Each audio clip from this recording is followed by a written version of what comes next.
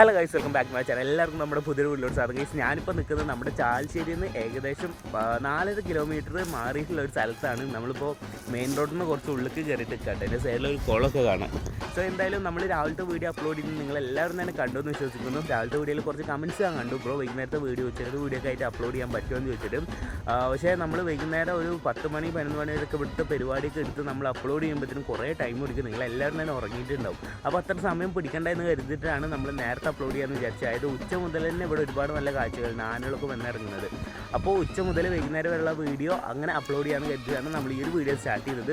So എന്തായാലും നമുക്ക് ഇവിടുന്ന് നേരെ ചാലശ്ശേരി ഗ്രൗണ്ടിലേക്ക് വിടാം. ഓക്കെ, ഇവിടുന്ന് ഒരു 4.5 കിലോമീറ്റർ, വലിയ ദൂരമൊന്നുമില്ല. അപ്പോൾ നേരാണ് പോയോ കേട്ടോ. Okay, let's go.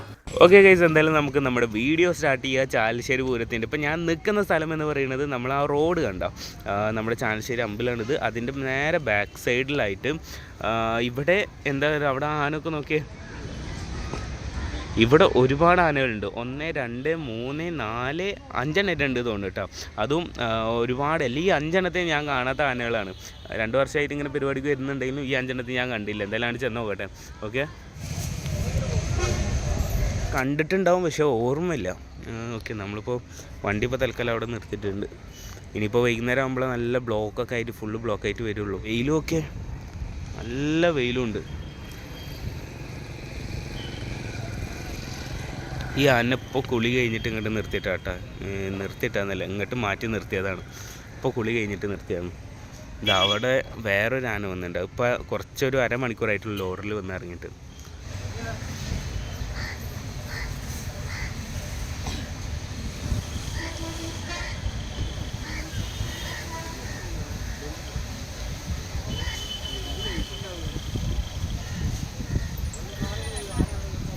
ഇത് കൂടാതെ അവിടെ അമ്പലത്തിൽ വേറൊരു ആന ഉണ്ട് കേട്ടോ. ഞാൻ നിങ്ങൾക്കൊരു ടാസ്ക് തരാം. നമുക്ക് ബോർഡിൽ പേരുള്ളത് ഞാൻ കാണിച്ചു തരാം. അല്ലാത്ത നിങ്ങൾ ആനകൾ കാണുക വെച്ചാൽ നിങ്ങൾക്ക് അത്ര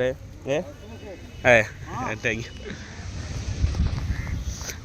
അല്ലാത്ത നിങ്ങൾക്ക് ആനകൾ കാണുകയാണെങ്കിൽ ജസ്റ്റ് അതിൻ്റെ പേര് ജസ്റ്റ് കമൻറ്റ് ചെയ്യാം. ഓക്കെ, നിങ്ങൾക്ക് എലിഫൻ്റ് പരമായിട്ടുള്ള നോളജ് എത്ര ഇന്ത്യ പോലെയാണോ അത് മികച്ചാണോ നോക്കാമല്ലോ. ഓക്കെ, എന്തായാലും അതിൻ്റെ ഉള്ളിൽ ആ ഏട്ടൻ പറഞ്ഞു അത് പോയിക്കോ ഉള്ളി കയറി കേട്ടോ.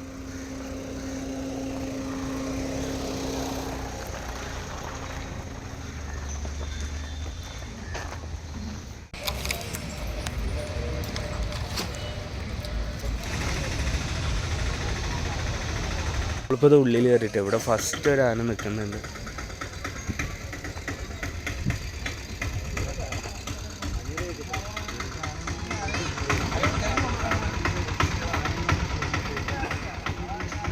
ഈ ആന നേരത്തെ അവിടെ നിന്ന് കണ്ടിട്ടുണ്ടായിരുന്നില്ല കേട്ടോ. ഇതിപ്പോൾ 1 2 3 4 അതെ നേരത്തെ കണ്ടിട്ടുണ്ടായിരുന്നില്ല. ഇത് ആദ്യം രാവിലെ ഓടി നിർത്തിയാവുന്നു. അവിടെ ഉള്ളിൽ ക്ഷേത്രത്തിൻ്റെ ഉള്ളിൽ വേറെ ഒരു ആന ഉണ്ട്. ഇതിനെപ്പോൾ കൂടുന്നതാണ്. ഇപ്പോൾ ഞാൻ അവിടുന്ന് വണ്ടി നിർത്താൻ പോയപ്പോൾ ലോറിലൊരു ആന കൂടി നിർത്തിയിരുന്നു. ആ ആനയാണിത്. നമ്മൾ ഈ ആദ്യം കണ്ട ആനല്ലേ, ഇത് വലിയ പുരക്കൽ ആര്യനന്ദൻ കേട്ടോ. ഞാൻ ഈ ചേട്ടന്മാരോട് ചോദിച്ചാണ്.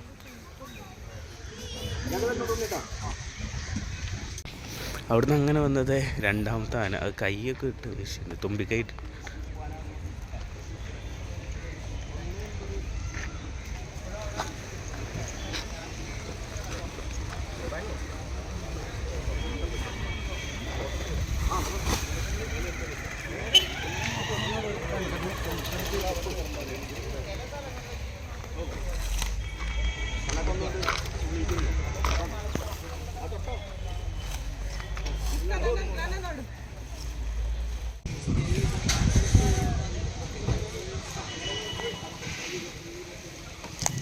ഇതട്ടോ അവിടെ 2 വേറെ ആന. ഒന്നിപ്പോൾ അവിടുന്ന് ഇങ്ങനെ ഇറങ്ങി വരുന്നുണ്ടാവും. ചിലപ്പോൾ അവിടുന്ന് അങ്ങനെ ഇറങ്ങി വന്നിട്ട് അതും ഇവിടെ നിർത്താൻ തന്നെ ആയിരിക്കും.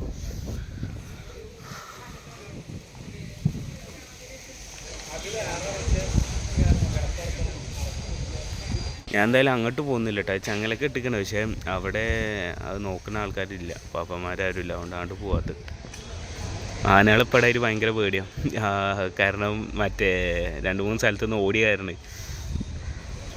നമുക്ക് അറിയുന്ന ആന വെച്ചാൽ ചെല്ലും കേട്ടോ. അതായത് നമുക്ക് കുറേ ആയിട്ട് അറിയണം. ഇപ്പം പട്ടാമ്പിയുള്ള ആനകളൊക്കെ നമുക്ക് നല്ല അറിയുന്നതാണ്. ലിബർട്ടി ഉണ്ണിക്കുട്ട അല്ലെങ്കിൽ പട്ടാമ്പിന്ന് മാത്രമല്ല വേറെ പട്ടാമ്പിൻ്റെ നാടായ കാരണം പറഞ്ഞാണ്.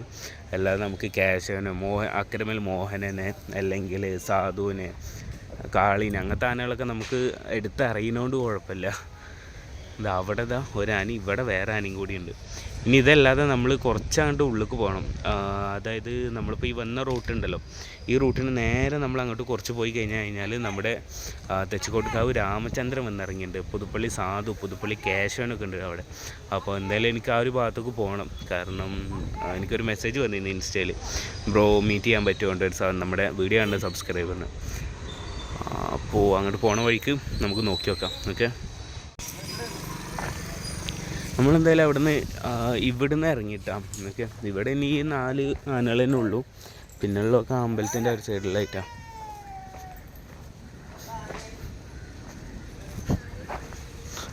നമുക്കെന്തായാലും ഇനി ഇവിടുന്ന് പോവാട്ടോ. അവിടെ വണ്ടി നിർത്തിക്കണം ആ തണലത്ത്. അപ്പോൾ അവിടുന്ന് അങ്ങനെ വണ്ടി എടുത്തിട്ട് നമുക്ക് വേറെ എവിടെയൊക്കെ ആനകളുള്ളത് നോക്കി നോക്കാം. ഓക്കെ, ഞാൻ വൈകുന്നേരം കുറച്ച് സമയം തിരക്കാവുന്നതിൻ്റെ മുന്നേ വേറെയുള്ള വീഡിയോസ് ഇതിൽ ആഡ് ചെയ്യാം. ഇവിടെ നല്ല മനോഹരമായിട്ടുള്ള സ്ഥലമാട്ടോ. അത് നമ്മൾ രാവിലെ തെച്ചിക്കോട്ടുകാവ് രാമചന്ദ്രൻ വരുന്ന വഴിയായിരുന്നു. അപ്പോൾ നമ്മൾ ഇങ്ങോട്ട് വന്നിട്ടുണ്ടായിരുന്നു. പക്ഷേ ഇപ്പോൾ നമ്മൾ ജസ്റ്റ് വെറുതെ ഇതേനെ പോയത്. അപ്പോൾ ഒരു നല്ല അടിപൊളി കാഴ്ച ഉണ്ട്. ഇത് നോക്കിയേ, താറാവുകളൊക്കെ എത്ര അറിയോ, ഒരുപാടെണ്ണം. ഇത്രയും തോനെ താറാവ് ഞാൻ എൻ്റെ ലൈഫിൽ ആദ്യമായിട്ട് അങ്ങനെ ഫസ്റ്റ് ടൈം ഇത്രയും തോനെ കണ്ട്. നോക്കിയേ, ഒരു കണക്കില്ല, ഇങ്ങോട്ടൊന്നുമില്ല, അത് അവിടെ അത് ഒരുപാടെണ്ണം.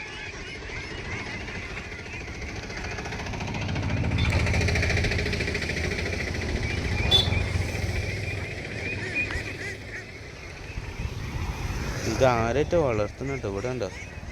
അല്ല, വളർത്തുന്നതെന്നല്ല എനിക്കറിയാം, അതെല്ലാം പറഞ്ഞത്. ഇവിടെ വലൊക്കെ കെട്ടിക്കും.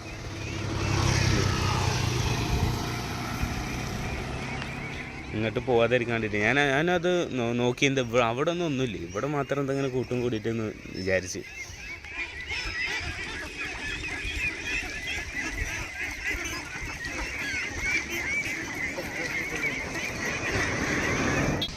ഇപ്പോൾ നമ്മളിതാ അവിടെ തന്നെ ഇട്ടത് ഈ അമ്പലത്തിൻ്റെ നേരെ ഫ്രണ്ടിലായിട്ടാണ്.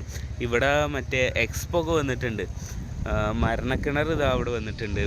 അതുപോലെ തന്നെ മറ്റേ ഈ സംഭവം നിങ്ങൾക്കറിയില്ല, ഒരു തോണി പോലെ. അതിലന്ന് കയറിയിട്ട് പേടിച്ചിട്ട് ആകെ ഇടങ്ങറായൊരു സംഭവം കേട്ടോ അത്.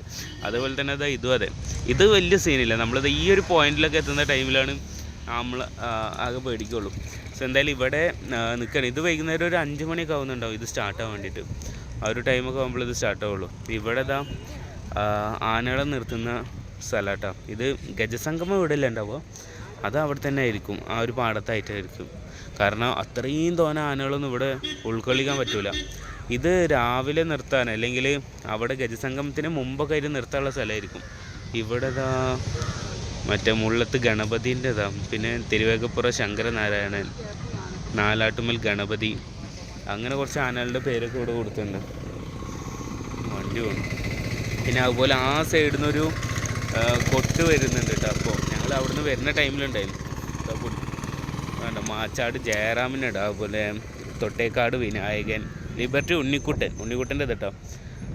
അക്കരമേൽ മോഹനുണ്ട്, അമ്പാടി ബാലൻ, നന്ദിലത്ത് ഗോപാലകൃഷ്ണൻ, പുതുപ്പള്ളി സാധു, പിന്നെ കേശവൻ വന്നിട്ടുണ്ട്, ഗുരുവായൂർ നന്ദൻ, പിന്നെ കുട്ടൻകുളങ്ങര അർജുനൻ, ചിറക്കൽ കാളിദാസൻ ഇതവിടെ, അതുപോലെ നമ്മുടെ കേശവൻ, തെച്ചിക്കോട്ടുകാവ് രാമചന്ദ്രൻ, പിന്നെ ചെർപ്പുളശ്ശേരി രാജശേഖരൻ, പാമ്പാടി രാജൻ, ഉട്ടോളി അനന്തൻ, പിന്നെ തിരുവമ്പാടി ചന്ദ്രശേഖരൻ, പിന്നെ ഉശശ്രീ ശങ്കരൻകുട്ടി, ഊക്കൻസ് കുഞ്ച് ഉണ്ട് കേട്ടോ. ഞാനത് ഊക്കൻസ് കുഞ്ചിൻ്റെ പ്രാവശ്യം കാണുമെന്ന് വിചാരിച്ചാണ്. ഇത് ഞാൻ ഈ പ്രാവശ്യം ഞാൻ കണ്ടിട്ടേ ഇല്ല.